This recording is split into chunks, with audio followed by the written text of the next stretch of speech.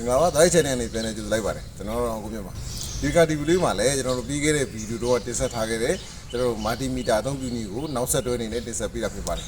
ဒီဗီဒီယိုမှာဆိုရင်တော့ကျွန်တော်တို့ AC ဘူတိုင်းတာတွေပါမယ်ပြီးတော့မှ DC ampere တိုင်းတာတွေပါမယ်ပြီးတော့ transistor စက်တာတွေပါမှာဖြစ်ပါတယ်အဲ့တော့မိတ်ဆွေတို့နဲ့ဒီဗီဒီယိုကြည့်ပြီးသွားပြီဆိုတော့တေချာပေါက်ကျွန်တော်တို့ဒီမာတီမီတာကိုလွယ်လွယ်ကူကူနဲ့အယိုးရှင်းဆုံးပုံစံဖြစ်အောင်အသုံးပြုရတော့မှာဖြစ်ပါတယ်အဲ့တော့စိတ်ဝင်စားရဆိုတော့ကျွန်တော်တို့အတူတူလုပ်ကြည့်လိုက်အောင်ဗျဒီဗီဒီယိုလေးကတော့အရင်ဗီဒီယိုရဲ့အဆက်မာတီမီတာတိုင်းနည်းလေးကိုပြသပေးမှာဖြစ်ပါတယ်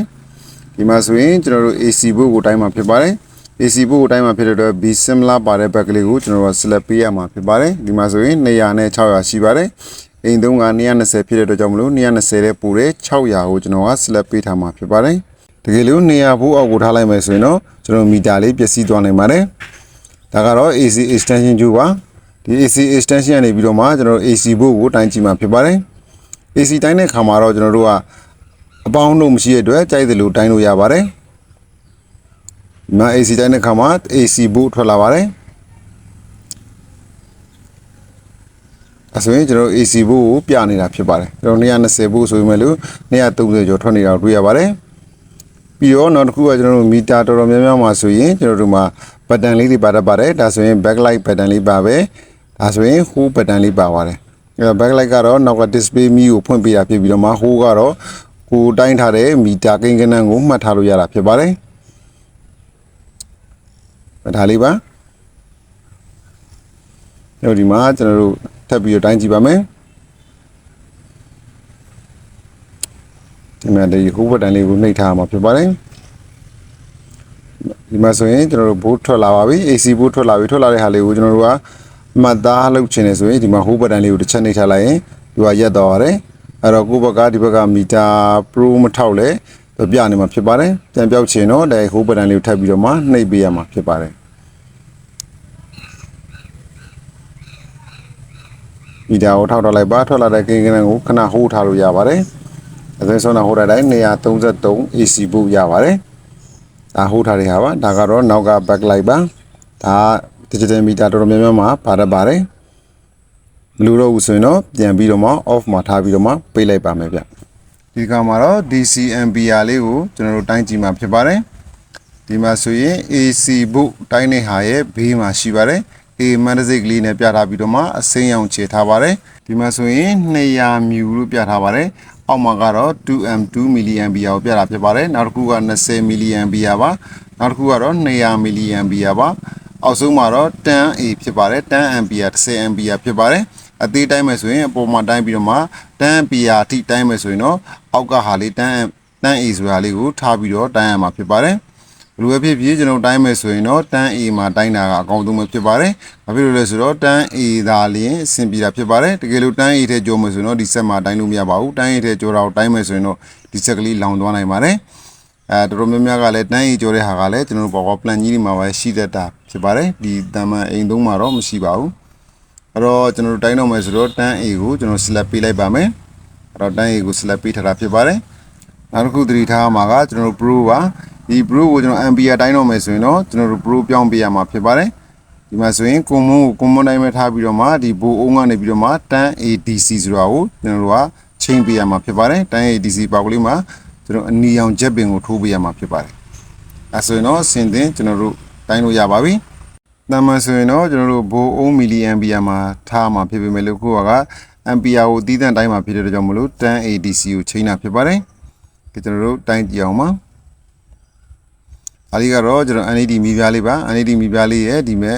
lithium battery လေးကိုသုံးပြီးတော့မှကျွန်တော်တို့ current တိုင်းကြည့်မှာဖြစ်ပါတယ်ဒီနေရာမှာတစ်ခုသတိထားမှာကကျွန်တော်တို့ဒီ battery ရဲ့ ampere သူ့ရဲ့သုံးလောင်နိုင်စွမ်း capacity ကိုတိုင်းမှာမဟုတ်ဘဲနဲ့ဒီကျွန်တော်တို့လှုပ်ဆွဲတဲ့ဟာရဲ့ဒီစီးချောင်းပေါ့ဒီလောက်ကနေဆွဲသွားတဲ့ဒီလျှက်စီးချောင်းကိုပဲကျွန်တော်တို့ကြားဖြတ်ပြီးတော့မှတိုင်းကြည့်မှာဖြစ်ပါတယ်အဲဒါကြောင့်မို့လို့ကျွန်တော်တို့ကဒီ battery ထဲမှာရှိတဲ့ capacity ကိုမသိနိုင်ပါဘူးဒီလှုပ်ဆွဲသွားတဲ့ဒီ current ကိုပဲကျွန်တော်တို့သိနိုင်မှာဖြစ်ပါတယ်အဲ့တော့တိုင်းမယ်ဆိုရင်ကျွန်တော်တို့ဒီမှာအရင်ဆုံးအပေါင်းနှုတ်သိဖို့လိုပါမယ်ကျွန်တော်ပုံမှန်အားဖြင့် battery ကိုအပေါင်းနှုတ်မှန်အောင်ချိန်လိုက်မယ်ဆိုရင်ဒီလုတ်ကအလုတ်လုတ်ပါတယ်ခုမှမီးသီးဆိုရင်မီးသီးလင်းပါတယ်ဒါကကျွန်တော်တို့ပုံမှန်ပါပဲအဲဆိုရင်မီးလင်းသွားပါပြီအပေါင်းနှုတ်ချိန်လိုက်တာနဲ့ ကျွန်တော်တို့ဒီမှာမီတာနဲ့တိုင်းတော့မယ်ဆိုရင်အပေါင်းဖြစ်ဖြစ်အနှုတ်ဖြစ်ဖြစ်တစ်ခုခုကိုချိန်ထားမှာဖြစ်ပါတယ်ဒီကြားထဲမှာကျွန်တော်တို့မာတီမီတာနဲ့ကျွန်တော်တို့ series ဝင်ပြီးတော့မှချိတ်ဆက်ပေးရမှာဖြစ်ပါတယ်မီတာကလည်းပြနေပါတယ်ဒါပေမဲ့လို့မီတာမမြင်ရတဲ့အတွက်ကြောင့်မို့လို့မီပြားလေးကိုမောက်ထားလိုက်ပါမယ်အခုဆိုရင်ကျွန်တော်တို့ 1.14 ဆိုရဲ ampere ကိုပြနေပါပြီဒီနေရာပြောင်းကြည့်ပါမယ်အပေါင်းလုံးပြောင်းကြည့်ပါမယ်ဒါလည်းပြပါတယ်1.14 ဆိုပြီးတော့မှပြနေပါတယ်ဒါကကျွန်တော်တို့ဒီ battery ရဲ့ capacity ပုံဝဲနဲ့ battery ကနေမီဒီကိုသွားတဲ့စီးကြောင်းကိုကြားပြက်ဝင်ပြီးတော့မှတိုင်းတာဖြစ်ပါတယ်ဒါကတော့ကျွန်တော်တို့ဟိုးထားလိုက်တာပါအဲဆိုရင်ဟိုးပြီးတော့မှကျွန်တော်ဘယ်လောက်ရတယ်လဲဆိုတာကို ECG ကြည့်လို့ရပါတယ် 1.41 ဖြစ်ပါတယ်ဒါကတော့ကျွန်တော်တို့ဒီမီဒီကို battery ကနေပြီးတော့မှပေးပို့နေတဲ့ဒါမှမဟုတ်လဲမီဒီကနေပြီး battery ကနေဆွဲယူနေတဲ့ ampere ဖြစ်ပါတယ်ဒီကျွန်တော်တို့ဒီ wire ကြိုးအတွင်းကစီးဆင်းနေတဲ့ ampere ရဲ့တန်ဖိုးဖြစ်ပါတယ်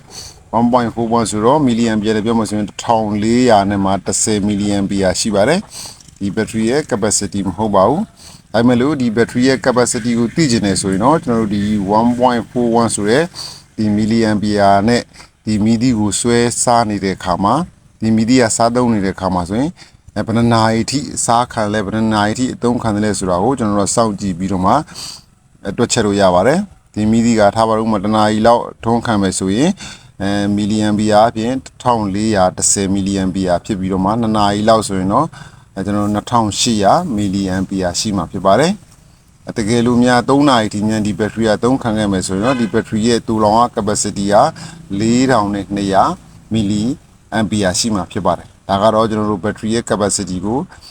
တွက်ချက်လို့ရတဲ့နည်းဖြစ်ပါတယ်မီတာနဲ့တော့ဓာတ်ရိုက်ထောက်ပြီးတော့တီးလို့မရပါမယ်လို့အချိန်ယူပြီးတော့မှစောင့်ကြည့်သုံးမယ်ဆိုရင်တော့သူရဲ့ကျွန်တော်တို့ capacity ဘက်ထရီရဲ့ capacity ကိုလည်းတွက်လို့ရနိုင်မှာဖြစ်ပါတယ်ဒါကတော့ကျွန်တော်တို့ DC ampere တိုင်းတဲ့နည်းလေးပဲဖြစ်ပါတယ်လောက်ဆိုရင်တော့ကျွန်တော် DC ampere ကိုလွယ်တကူတိုင်းလို့ရပြီလို့ထင်ပါတယ်။အဲကျွန်တော်တို့သုံးပြုလုပ်ပြီးပြီဆိုရင်တော့ပုံမှန်တိုင်း off ကိုပြန်ပြီးတော့မှထားလိုက်ပါမယ်။ဒီမှာနောက်တစ်ခုကဒီ bro ကိုလည်းသူ့ငကိုတိုင်းပြန်ထားလိုက်ပါမယ်။ပိုအောင် ampere ကိုပြန်ထားလိုက်ပါမယ်ဗျ။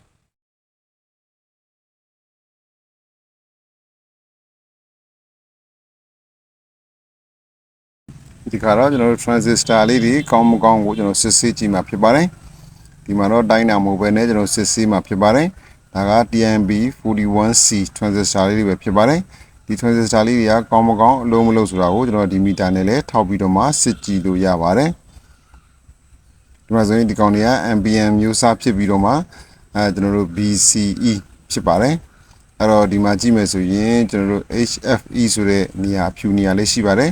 ဒီ HFE ဆိုတာကတော့ဒီ transistor လေးတွေကိုစစ်ဆေးတဲ့အခါမှာအသုံးပြုတာဖြစ်ပါတယ်ဒီမှာဆိုရင်လည်းအပေါက်ကလေး10ပေါက်ပါပါတယ်အပေါက်ကလေး10ပေါက်ပါပါတယ်အဲ့မှာ EBCE ဆိုပြီးတော့မှလည်းပြထားပါတယ်အပေါ်ဟာက ampere ဖြစ်ပြီးတော့မှအောက်ကဟာက PNP ဖြစ်ပါတယ်ဗျဒီမှာပါဒါက ampere မှာအောက်က PNP ဖြစ်ပါတယ်အဲ့မှာကျွန်တော်တို့ကိုတိထားပြီးသားဒီ transistor လေးတွေကိုဒီမှာခြေောက်လေးတွေကိုထည့်လိုက်ခြင်းအပြင်ကောင်းမကောင်းပေါ်လာမှာဖြစ်ပါတယ်အဲ့တော့ကျွန်တော်တို့ကတိုင်းတော့မယ်ဆိုရင်ဒီမှာ select ပေးလိုက်ပါမယ် HFE ဆိုတဲ့နေရာမှာ select ပေးလိုက်တာဖြစ်ပါတယ်